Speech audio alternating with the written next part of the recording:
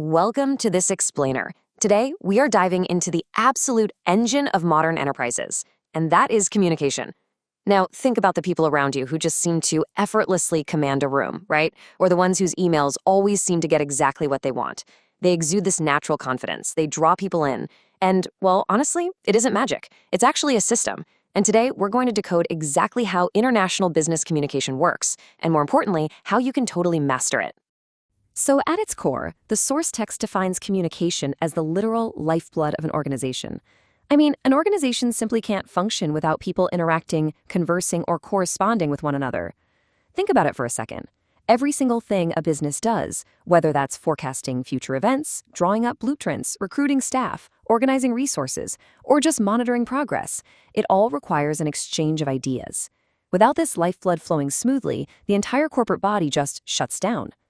So, that begs the question, how do we actually master this vital skill? How do we take it from a macro, high-level business strategy right down to your everyday run-of-the-mill emails?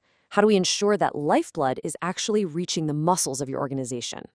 Well, here is our agenda for today. We'll be looking at 1. The lifeblood of business. 2. Your ultimate career catalyst. 3. Oral versus written communication. 4. Crafting the perfect message. And 5. Will, skill, and thrill. Let's jump right into Section 1, the lifeblood of business. The sheer complexity of modern corporate networks is wild. It forces businesses to constantly interact with massive external institutions. We're talking about government bodies, statutory agencies, vast networks of distributors and retailers, and obviously the customer base and society at large. Because of this massive tangled web, organizations are forced into this constant high-stakes balancing act. They have to rigorously protect their public image, their goodwill, and their trust. And how do they manage this? Through highly strategic communication. That means public speeches by senior executives, perfectly crafted informative pamphlets, and remarkably tactful responses to any media criticism. It's a huge operation. Moving right along to Section 2, your ultimate career catalyst. Okay, let's shift gears and make this personal. If you want to move into a senior executive position, what do you think is the single most critical prerequisite for promotion? Like, what actually separates the people who stay stuck in middle management from the people who rise to the very top? The answer is exceptional communication skills. Period. It is the ultimate job requirement. It's really not just about being great at the technical aspects of your job. It's about your ability to write solid correspondence, converse effectively, and powerfully sell your ideas. Look, being a good communicator implies that you are a clear, systematic thinker. It naturally adds to your self-esteem, making you a much better problem solver who can quickly gather information and rally a team together. Great communicators ignite enthusiasm. If you can articulate your group's viewpoint clearly, you just naturally become their representative. You become the person who motivates others, aligns them with the firm's objectives, and actually drives real performance. Now for Section 3, oral versus written communication. Let's talk about choosing your medium. Check this out. A massive 75% of total business communication is actually oral.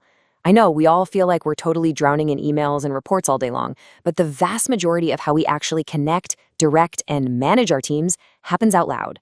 That means mastering your conversational skills, managing your tone, and, crucially, your ability to listen is doing the heavy lifting for 3/4 of your professional life. So let's put them head to head. If you need a promise to hold up in court, or you need to ensure data safety, written communication is your impenetrable vault. It's slower, yes, and it requires rigorous grammar, but it's legally reliable. But if you need speed, flow, and all that nuance of human emotion, oral communication absolutely takes the crown. It allows for vital nonverbal cues, like gestures and postures, that are literally impossible to capture on paper. Oral relies heavily on your accent and pronunciation to carry the message, whereas written relies entirely on correct grammar and spelling. You really have to choose your tools strategically and know exactly which medium serves your ultimate goal in that specific moment. All right, let's get tactical in Section 4, crafting the perfect message.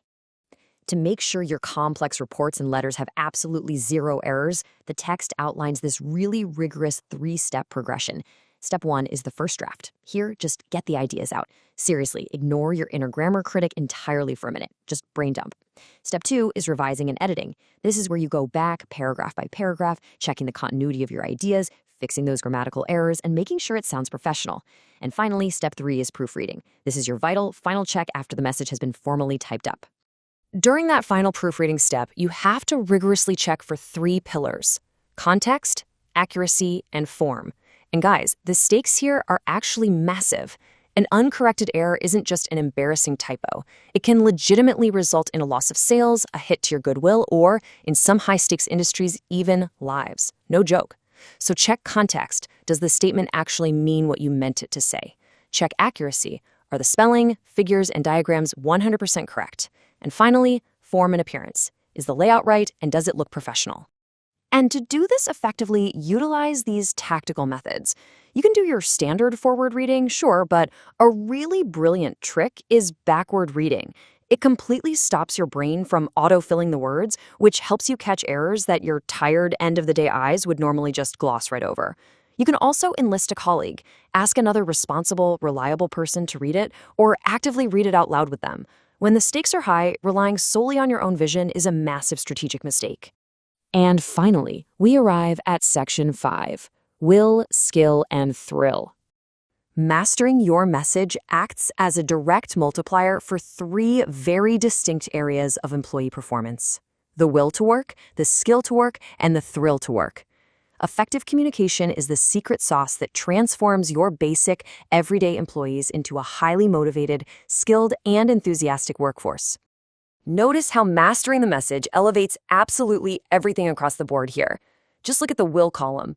Clear, powerful communication directly improves the team's attitude, their involvement, their values, and overall morale. It completely aligns their mindset. Then under skill, good communication naturally improves the flow of information, knowledge sharing, and training. And that directly boosts an employee's self-esteem because they finally feel truly competent at their job. And finally, thrill. Great communication fosters a genuine sense of teamwork, belongingness, loyalty, and sheer enthusiasm. When you stack improved will, elevated skill, and the thrill of a united team, employees genuinely enjoy working. They find deep satisfaction and ultimately achieve real happiness in their roles. So I'm going to leave you with this final, provocative thought to reflect on for your own daily interactions and your own career journey. If communication is the lifeblood of your organization, and 75% of it is oral, are your daily conversations actually building the will, skill, and thrill of the people around you? Or are they causing blockages in the system? The way you choose to communicate your very next message could literally be the catalyst that transforms your team. Thanks for joining me on this explainer, and I highly encourage you to start examining your own corporate lifeline today.